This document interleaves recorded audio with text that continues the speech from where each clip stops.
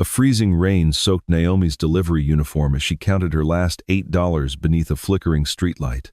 She had skipped lunch again, hoping to save enough for rent before the month ran out. Outside a rundown bakery, an elderly homeless man quietly stared at the fresh bread through the window without saying a word. Naomi sighed, walked inside, and spent her final dollars buying him a warm loaf instead of dinner for herself.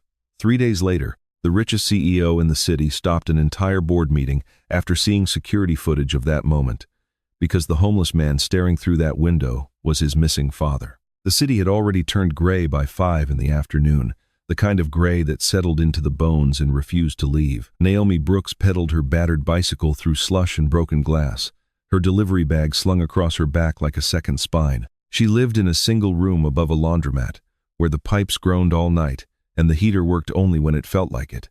The room held a mattress, a folding chair, and a single window that looked out onto a brick wall. But Naomi never complained, not once, not even to herself. She had grown used to counting every coin twice before spending it, used to the ache in her legs after 14 hours on the road, used to customers who barely looked at her when they opened their doors. Her bicycle was older than most of the apps she used to receive orders, its chain slipping every few blocks, its brakes worn down to whispers. Twice that week it had stalled in the middle of an intersection, horns blaring around her while she wrestled the pedals back into motion. She patched the tires herself with a kit she'd bought secondhand, working by the light of her phone in the alley behind her building. No one offered to help her, and she never expected anyone to. That was simply the shape of her life, a shape she had learned to carry without letting it bend her. The customers were not always kind.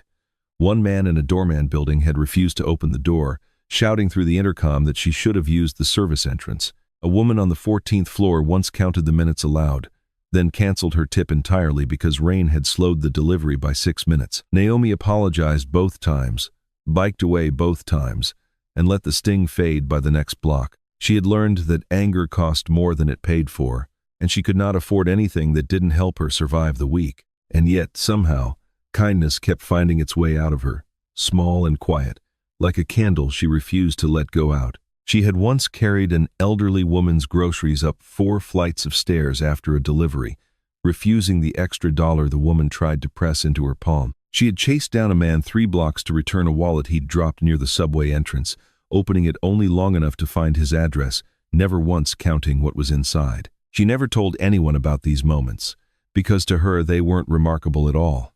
They were simply what a person did when another person needed help. Some nights, lying awake on her thin mattress, listening to the pipes groan through the wall, Naomi allowed herself to imagine a different kind of life, one with steady heat and a door that locked properly and a refrigerator that held more than a few eggs and half a loaf of bread. She never let the imagining last too long, because dwelling there made the waking hours heavier than they already were. Instead, she would rise before dawn, lace her shoes with fingers still stiff from cold, and remind herself that 30 more deliveries stood between her and next month's rent. 28 years old, and already she had learned to measure her life in small, manageable distances rather than grand plans, because grand plans required a cushion she had never once been given the chance to build. Her co-workers at the delivery service came and went quickly, worn down by the same long hours and the same thin margins that wore down everyone in that line of work. A few had asked her once why she stayed so long at a job that offered so little, and Naomi had only shrugged, telling them that showing up every day was its own kind of promise she intended to keep. She rarely spoke about her mother, gone 6 years now, or the father she couldn't picture even when she tried, because grief, she had found, was easier to carry when it stayed folded small and out of sight. What she carried instead, visibly, openly, was a stubborn insistence on treating every stranger as though they mattered, regardless of what mattering had ever earned her in return. That evening, exhausted and soaked to the skin, Naomi passed a small bakery on the corner of a street she rarely traveled. Warm light spilled from its windows onto the wet pavement, and the smell of fresh bread drifted out into the cold like something almost forbidden. Standing just outside the glass, an old man in a threadbare coat stood perfectly still, watching the loaves cool on their racks. He did not raise a hand to beg. He did not speak to anyone passing by. He simply watched the bread the way a man watches something he has already accepted he cannot have. Naomi slowed her bicycle without quite deciding to, some instinct pulling her attention toward him the way a lit window pulls attention on a dark street. She noticed the way his shoulders had folded inward against the cold, the way his eyes held no self-pity, only a strange and quiet dignity that seemed out of place on a man with nothing. She told herself she would only look for a moment, but a moment was already more than most people gave him that night. Naomi reached into her jacket and unfolded the small collection of bills she'd been guarding all day, $8 in total, the very last of what stood between her and an empty stomach until her next shift. She did the math the way she always did, quickly and without drama. $8 would buy her something to eat that night, a bit of comfort after 14 hours in the rain, or it would buy the old man a large loaf of bread, warm from the oven, enough to fill him for 2 days if he was careful with it. She smiled to herself, the kind of small smile that carried more resolve than joy. "I'll be okay," she murmured, as if reassuring some quieter part of herself that worried about hunger the way children worry about the dark. She pushed open the bakery door, the bell above it ringing softly, and asked for the largest loaf they had left. The woman behind the counter wrapped it in brown paper, and Naomi counted out every last dollar without hesitation. She stepped back outside and crossed to where the old man still stood, holding the warm bread out to him with both hands, the way one might offer something sacred. He looked at her for a long moment before he took it, his fingers trembling slightly. Whether from cold or from something else entirely, Naomi couldn't tell. "Why?" he asked, his voice low and rough, as though it hadn't been used in days. Naomi shrugged, water dripping from the ends of her braids. "Because everyone deserves one warm meal," she said simply, and turned to walk away. But the old man did not let her leave so easily. His eyes had filled, quietly, the way rain fills a gutter before anyone notices the flood. He gestured toward the narrow overhang of the building beside the bakery, sheltered just enough from the worst of the rain, and asked if she might sit with him a while. Naomi hesitated only a second before lowering herself onto the cold concrete beside him, her bicycle leaning against the wall, her shift for the night effectively over. They broke the bread together in silence at first, the warmth of it a small miracle against their damp hand. He introduced himself as Arthur, nothing more, no last name, no explanation of how a man came to be sleeping outside a bakery in the middle of a freezing autumn. He asked her questions the way someone starving for company asks questions, gently but persistently, wanting to know everything. Naomi answered without embarrassment, the way she answered everything. She told him she'd never had the chance to go to college, that her mother had passed when she was 19, that her father had left before she could remember his face. She told him she didn't need much from life, only enough to stay decent, to stay someone she could live with. Arthur listened as though her words were the most important thing he had heard in years, his eyes never leaving her face, his mind quietly recording every detail she offered. He did not tell her his own story in return, not that night, though something in the way he watched her suggested he was turning over decisions of his own. When the bread was finished and the rain had softened to a drizzle, Naomi rose, brushed off her jeans, and told him she hoped to see him again. Arthur only nodded, watching her disappear down the street on her tired bicycle, the paper wrapper from the bread still folded neatly in his lap. What Naomi could not have known, what no one on that street could have known, was that the man she had just fed was not simply another forgotten face in a city full of forgotten faces. Arthur Whitmore had once sat at the head of boardrooms far grander than any building on that block, had once shaped decisions that moved markets and built fortunes. He had chosen, deliberately and secretly, to vanish into the anonymity of the streets, and he watched Naomi walk away that night with the quiet calculation of a man who had just found something he'd stopped believing existed. Arthur did not sleep easily that night, despite the bread's warmth still lingering in his stomach. He sat wrapped in a blanket someone had once left folded in a doorway, watching the empty street where Naomi had disappeared, turning her words over like stones in his palm. He had spent months observing people from the shadows of park benches and shuttered storefronts, testing which strangers would look past his ragged coat and which would only see it. Most had looked away, some with pity, some with disgust, but none until Naomi had offered him something without first calculating what they might gain in return. The following evening, a sleek black car rolled slowly past the corner where Arthur sat, its tinted windows briefly lowering as the driver studied him with careful, searching eyes. Arthur turned his face away and pulled his collar higher, and after a long, tense moment, the window rose again, and the car pulled away into traffic. It was not the first such car to pass in recent weeks, each one a quiet, deliberate search sent out from the tower he had once called his own. He knew they were looking, and he knew why, but he was not yet ready to be found. Beneath the layers of worn fabric, Arthur kept a single possession hidden close to his body, A gold wristwatch far too fine for a man sleeping on cardboard, its face cracked but its mechanism still keeping perfect time. It had been a gift from a woman he'd loved 50 years earlier, long before wealth had complicated everything he touched, and he wound it every night as a small, private ritual. That night, curled into the corner of a darkened doorway, he wound it slowly, listening to its faint ticking beneath the city's noise, and thought of the young woman who had given him bread without asking his name. Arthur Whitmore had spent 72 years learning how to read a room before he ever learned how to trust one, a habit forged across decades of negotiations where a single misplaced word could cost a company millions. Long before the tower bearing his family's name rose above the skyline, he had built his fortune from almost nothing, starting with a small manufacturing operation and a stubborn belief that honest work eventually found its reward.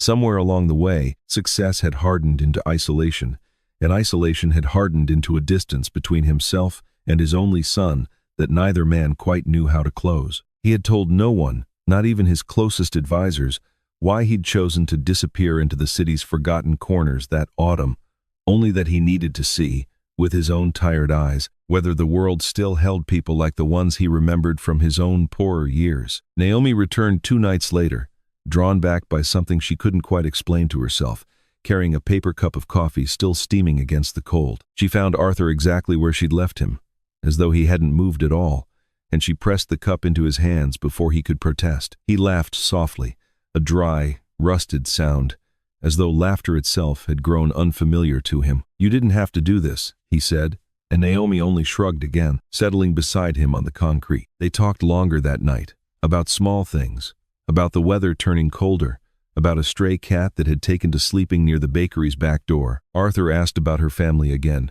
gently probing at the edges of her history, and Naomi answered with the same unguarded honesty as before. When she finally rose to leave, Arthur caught her sleeve lightly, just enough to hold her attention a moment longer. "Kindness is the only wealth nobody can steal," he told her, his voice carrying a weight that seemed far too large for a man with nothing. Naomi smiled, uncertain what to make of the strange gravity in his words, and walked home through streets that felt, for the first time in a long while, a little less cold. 40 floors above the city, inside the glass tower that bore his family's name, Ethan Whitmore stood at the head of a long conference table, his jaw tight, his voice low and dangerous in the way that made seasoned executives lower their eyes. His father, Arthur Whitmore, had been missing for nearly 5 months, ever since walking out of the family estate one evening without a word of explanation to anyone. The security team assigned to protect him had failed spectacularly, and Ethan had spent those 5 months oscillating between fury and a grief he refused to name aloud. That morning,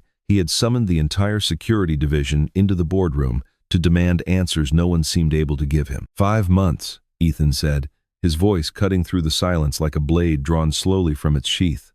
5 months, and not one of you can tell me where my father sleeps at night. The men and women around the table shifted uncomfortably, none willing to meet his eyes, all too aware that their jobs, and perhaps their careers, hung on the answer they could not provide. Ethan pressed his palms flat against the table, forcing his breathing to steady, forcing the coldness back into his expression that the board had come to expect from him. At the far end of the table, Marcus Hill, the company's vice president, sat with his hands folded and his expression carefully arranged into concern, though something colder moved behind his eyes. Marcus had spent years quietly siphoning funds through shell accounts Arthur had once overseen personally, and Arthur's continued disappearance suited him perfectly. Every week that passed without Arthur's return was another week Marcus could operate freely, covering old trails before anyone thought to look closely again. He offered soft, reasonable words of patience to the room, urging Ethan not to lose himself to worry, all while silently hoping the old man would never resurface at all. It was a junior security analyst, barely 6 months into the company, who finally brought something useful into that tense room. She had spent days combing through public camera feeds near locations where Arthur had last been reported, cross-referencing timestamps against sightings from concerned citizens who occasionally called the company's tip line. She placed a laptop before Ethan, her hands trembling slightly under the weight of his attention, and pulled up a grainy clip from a camera mounted outside a small bakery. On the screen, a young woman in a delivery uniform crossed the frame, pressed something into an old man's hands, and sat beside him beneath the awning as rain fell around them both. Ethan leaned forward slowly, his breath catching somewhere in his chest as he studied the frozen image, the posture, The particular way the old man tilted his head, it was unmistakably his father, thinner than Ethan remembered, wrapped in clothing far too thin for the season, but unmistakably him. The rage that had been building in Ethan for months did not disappear, but it shifted, curling itself into something sharper and more urgent. "Find her," he said quietly, tapping the frozen image of Naomi's face on the screen. "Find that woman. Today." Marcus watched this unfold with a stillness that masked the anxiety now spreading through him. If Arthur was found, if he was brought back into the company's orbit even briefly, the careful architecture Marcus had built over years might begin to crack under scrutiny. He offered to personally oversee the search for the delivery woman, a suggestion Ethan accepted without suspicion, too consumed by the possibility of finally reaching his father to notice the calculation behind Marcus's helpfulness. By nightfall, a small team had been dispatched to trace the delivery service Naomi worked for, beginning with the uniform visible in the footage. It did not take long. Delivery companies kept meticulous records, and within hours, Naomi Brooks's name and address had been pulled from a database and placed on a printed sheet in front of Claire Dawson, the company's head of human resources. Claire studied the photograph attached to the file, a young black woman in a worn uniform, and felt an immediate, unexamined skepticism settle over her judgment. She had built her career on reading people quickly, and something about a poor delivery worker suddenly connected to the missing father of a billionaire struck her as far too convenient to be innocent.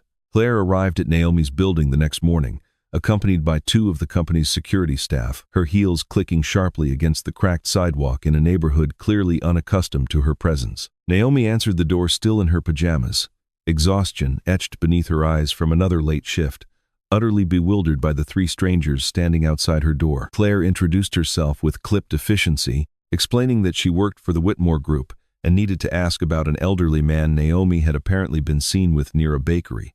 "Is he all right?" Naomi asked immediately, her worry evident and unguarded, a reaction Claire had not expected and did not quite know how to interpret. Claire's questions grew sharper as the conversation continued, probing at Naomi's intentions, asking pointedly whether she had approached Arthur hoping for some kind of reward. "You do understand who his son is," Claire said, watching Naomi's face carefully for any flicker of greed or calculation. Naomi's expression only hardened with confusion, and then, slowly, with hurt.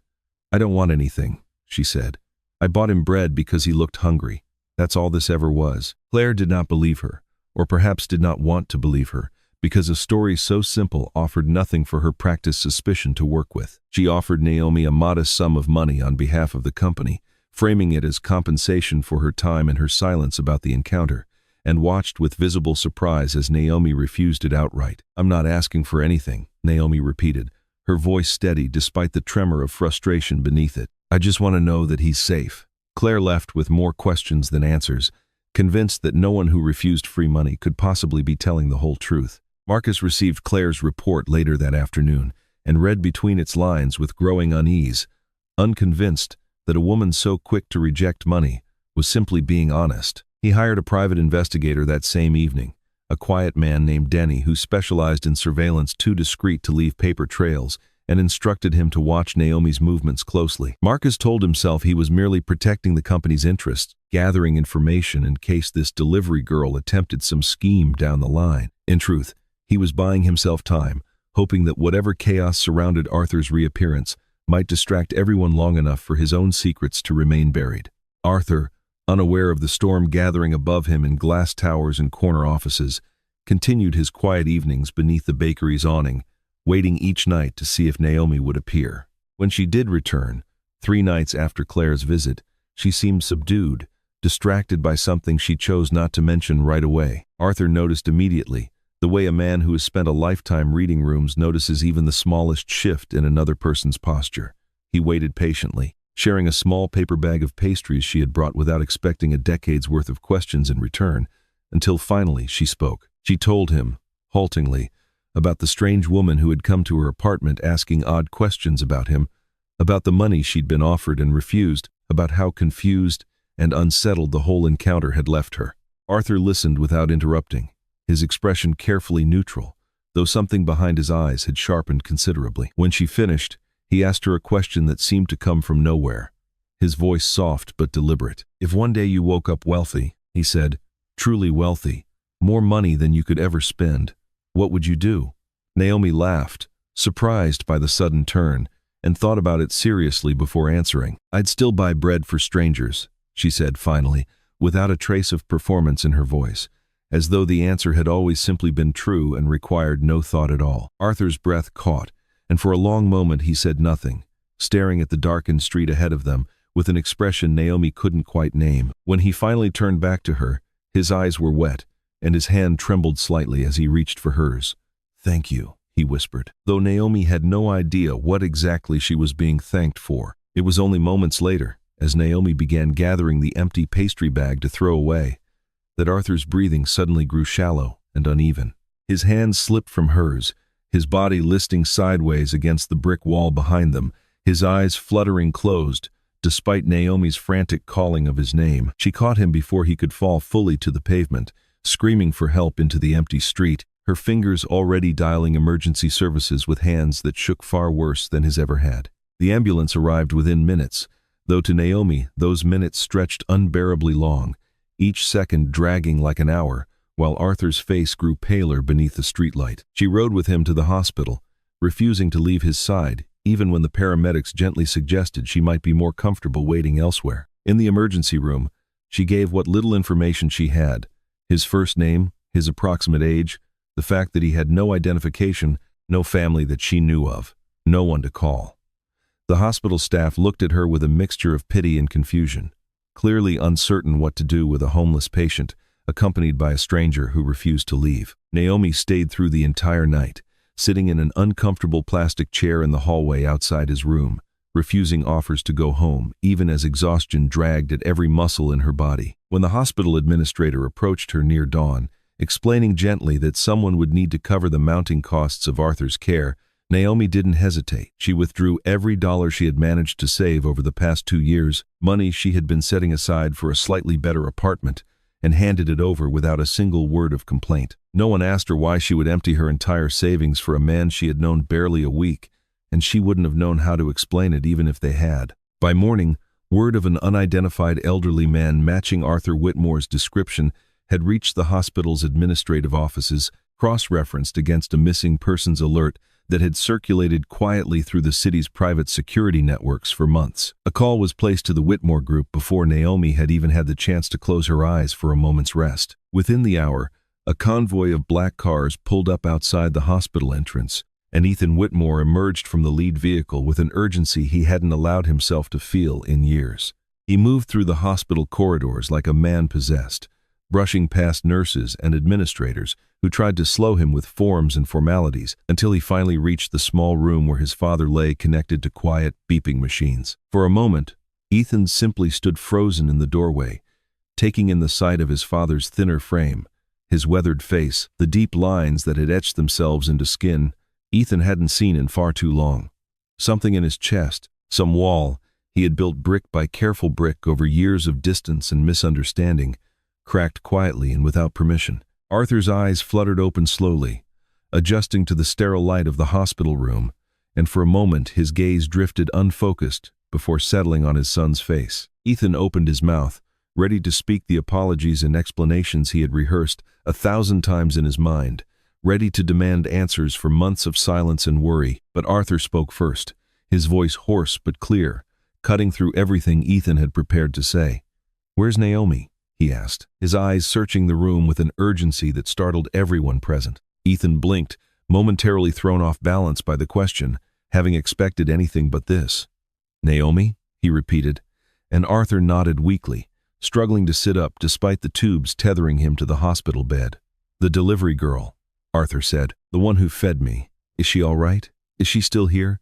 Ethan glanced toward the hallway, where a hospital nurse quietly confirmed that a young woman had indeed been sitting outside the room all night, refusing to leave despite having no relation to the patient. Ethan stepped out into the hallway and found her there, slumped in an uncomfortable chair, her eyes red-rimmed from exhaustion and worry, still wearing her delivery uniform from the night before.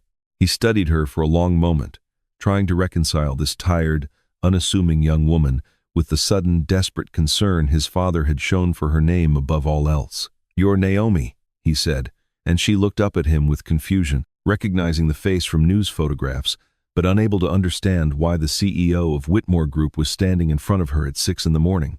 Arthur, once stabilized and finally alone with his son later that day, told Ethan the entire story from beginning to end, leaving nothing out. He explained how he had walked away from the estate months earlier, deliberately choosing to disappear into the anonymity of the streets, wanting to see with his own eyes who in this world still possessed genuine kindness. He described the countless strangers who had walked past him without a glance, the ones who had thrown coins without meeting his eyes, and then, finally, the young woman who had spent her last $8 on a loaf of bread for a man she owed nothing. Ethan listened in stunned silence, struggling to reconcile the image of poverty his father described with the sheer generosity woven through every detail of the story. He had grown up believing that wealth was the natural reward for hard work, that poverty often reflected some failure of effort or character, assumptions he had never seriously examined because his own life had never required him to. Hearing his father describe a woman who had given away her last dollars without a second thought,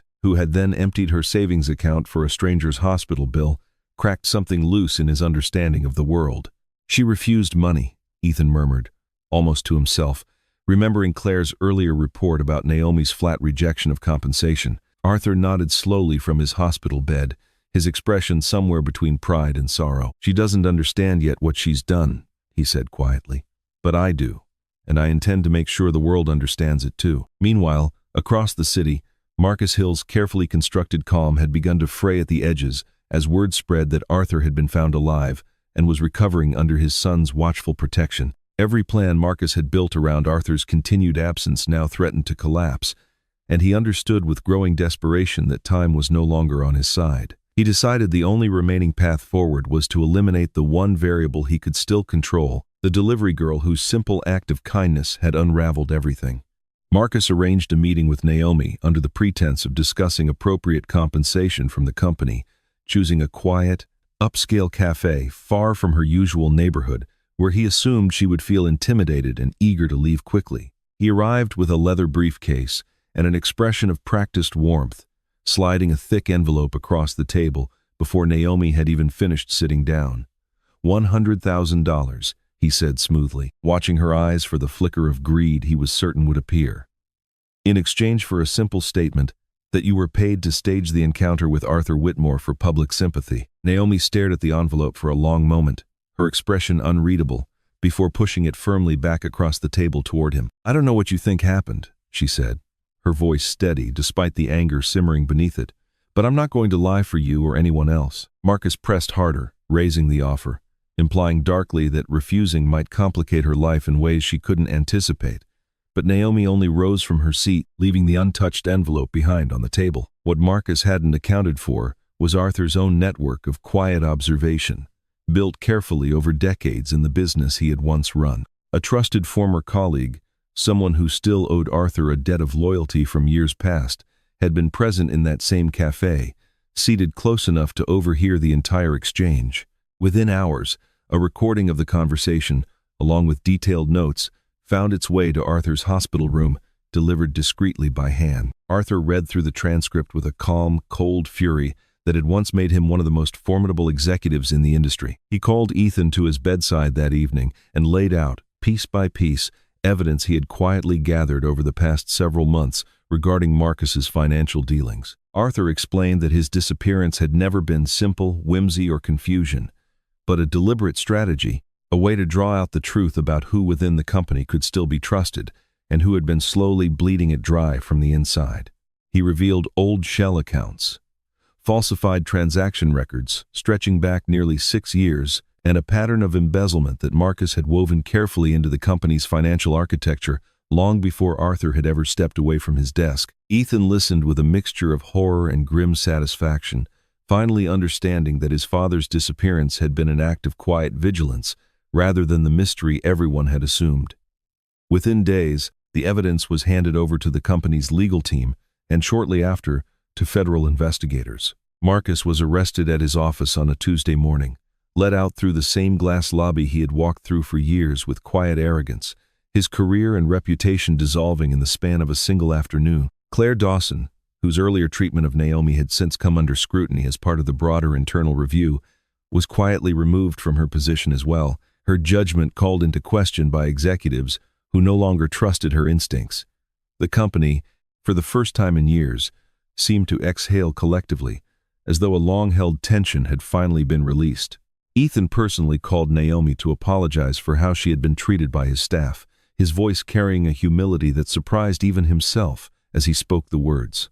Naomi accepted the apology graciously, though she admitted she had never expected an apology at all, having simply assumed that was how the world worked for people like her. Ethan found himself thinking about that response long after the call ended, turning it over in his mind the way his father had once turned over decisions that reshaped entire companies. A week later, Naomi received an invitation to visit the Whitmore Group's headquarters, an envelope so formal and unfamiliar that she almost mistook it for a scam before recognizing the company's seal. She arrived nervous and uncertain, half expecting further questioning about the money Marcus had tried to force on her, still not fully understanding why she had been summoned at all. Instead, she was led into a large conference room filled with employees, many of whom she recognized from the awkward, suspicious visit weeks earlier, all of them now watching her with expressions she couldn't quite decipher. Ethan stood at the front of the room beside his father, who sat in a chair near the window, dressed simply but with a quiet dignity that seemed entirely unchanged from the man she had known on the street. Naomi glanced between them,